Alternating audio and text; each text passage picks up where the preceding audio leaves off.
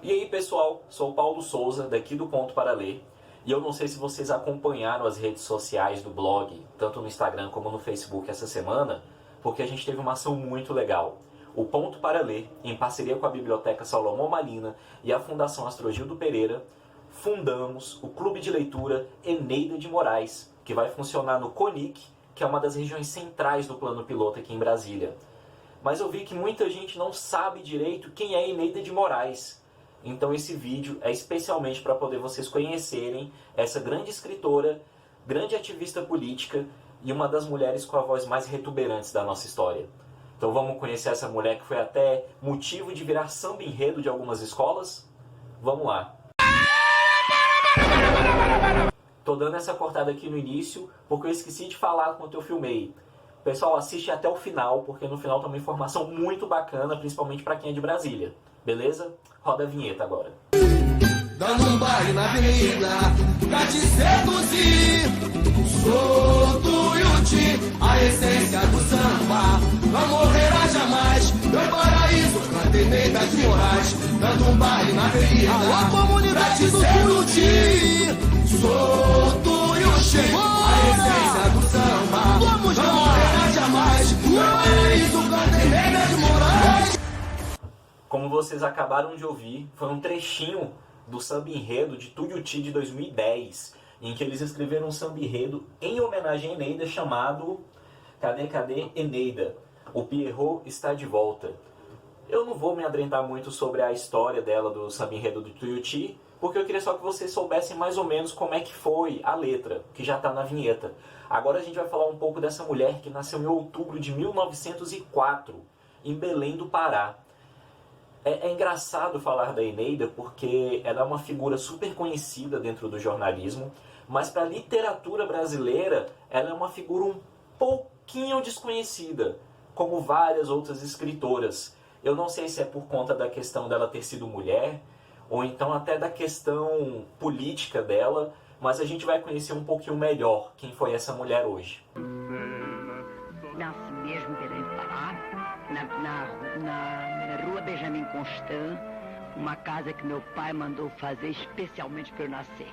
A minha infância foi passada em Belém e foi a infância mais bonita do mundo, porque eu acho que toda a alegria que eu tenho, toda a vontade enorme de viver, está baseada na minha infância, que foi uma infância absolutamente feliz.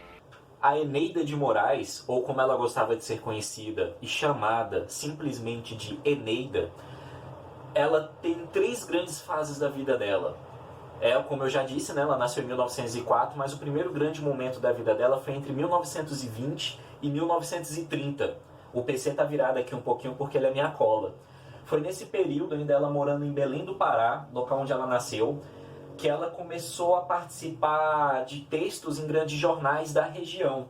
E tem aqui alguns nomes, como por exemplo o Estado do Pará e Para Todos, e a revista Guajarina, que ela fazia textos falando sobre as questões políticas que o Brasil estava vivendo naquela década de 20. Foi nesse período que ela acabou conhecendo o marxismo e que ela acabou se tornando uma grande seguidora do movimento marxista, né?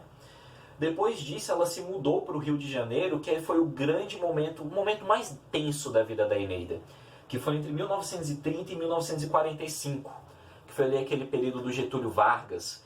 E 30 foi o Estado Novo, não foi? 38. 38 foi o Estado Novo. A Ana é minha copydesk aqui para falar sobre os momentos. Então 1930 foi quando o Getúlio estava no momento mais pesado, né, da política dele. 38.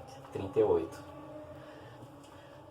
Então, na década de 30, ela acabou se filiando ao Partido Comunista Brasileiro e foi quando ela acabou sendo presa pelo regime do Getúlio Vargas. E é legal falar sobre esse momento porque é dentro da prisão que ela conhece a Olga Benário e o Graciliano Ramos. Só que eles conheceram a Eneida não pessoalmente nesse primeiro contato dentro da prisão.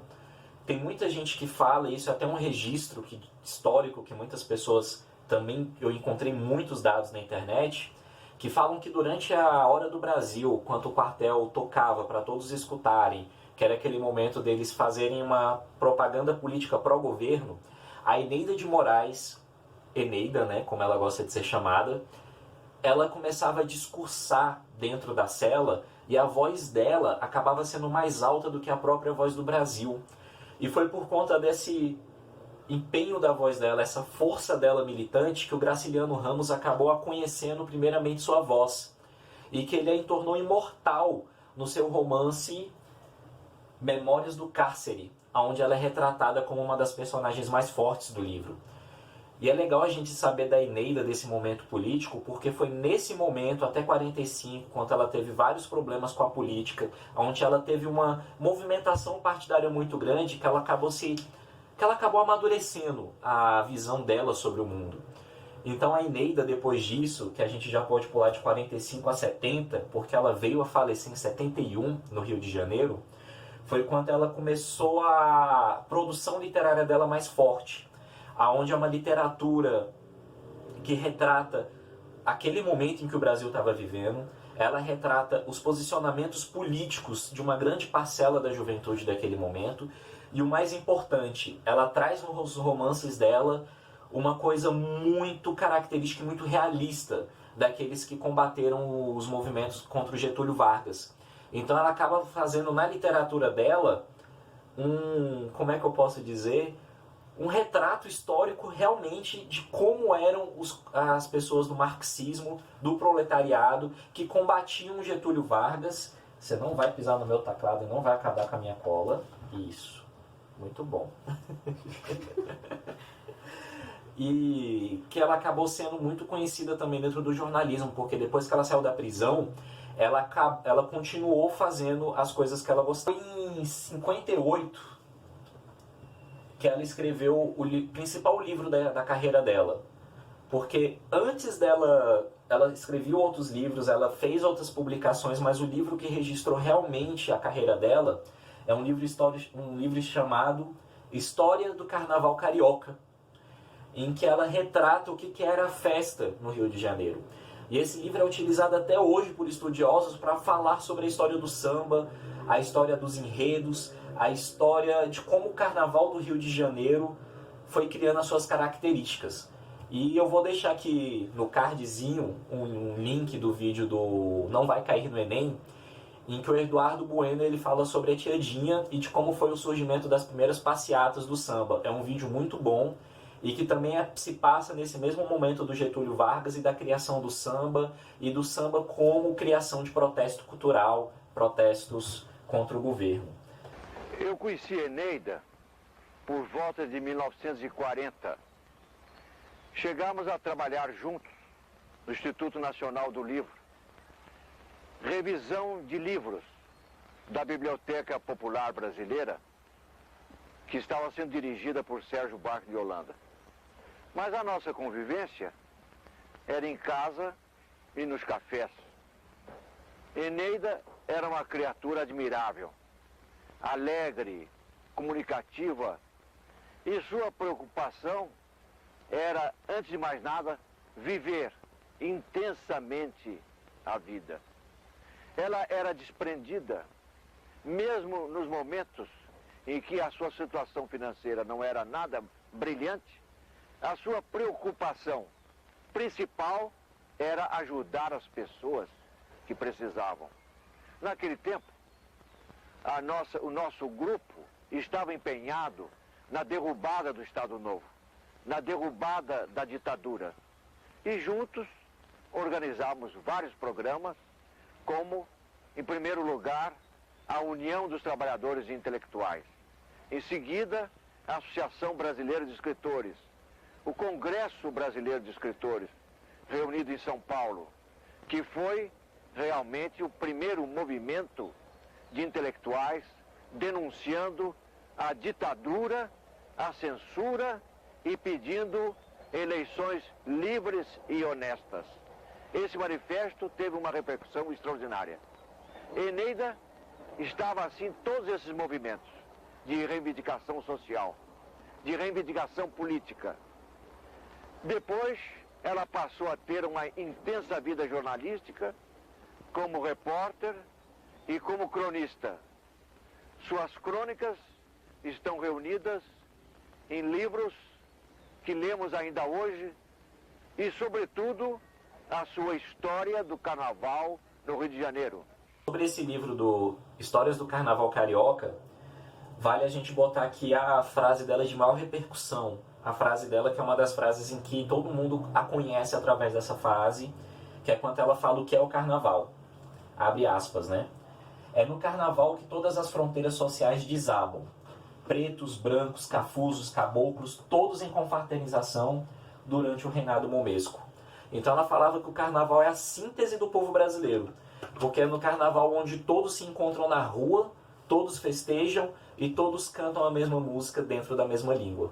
É legal a Eneida fazer essa primeira retratação, porque hoje a gente vê as diferenças entre o carnaval da época dela, que foi o início do carnaval como a gente conhece hoje no Rio de Janeiro, e como ele está atualmente. De maneira que nós ficamos no Rio de Janeiro, nós ficamos exclusivamente com o carnaval. Daí a minha alucinação pelo carnaval. Eu sei que eu fui bem breve falando sobre a Eneida, só que vocês viram que eu intercalei o vídeo com documentários que eu encontrei. Tem um documentário que é a própria Eneida falando sobre as experiências dela ainda em Belém, ela já velhinha, já na década... Eu acho que o documentário, aquela gravação foi feita 1 ano antes da morte dela. E vale lembrar que esse vídeo não é para me falar sobre a carreira, não é para me falar sobre destrinchar os livros da Eneida. É para vocês entenderem o porquê que foi escolhido o nome Eneida de Moraes para o Clube do Livro. No momento em que nós vivemos hoje no Brasil, botar o nome de uma mulher forte, uma mulher com uma voz tão potente, que conseguia ser até mais alta do que a voz do Brasil, para um clube de leitura no coração de Brasília, eu acho que é muito significativo e muito simbólico.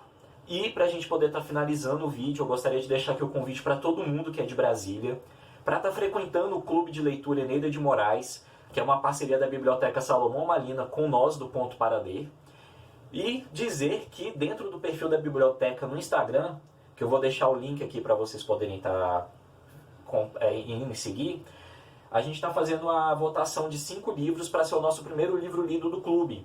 Então a gente tem para votação Ana Terra, do Érico Veríssimo, nós temos O Opositor, do Luiz Fernando Veríssimo, O Alto da Compadecida, do Ariano Suassuna, O Mar Nunca Transborda, da Ana Maria Machado, e A Mulher e a Casa, da Eneida de Queiroz. E vale lembrar que a Eneida de Queiroz é uma autora que vive aqui em Brasília e que o nome dela foi dado em homenagem a Eneida de Moraes.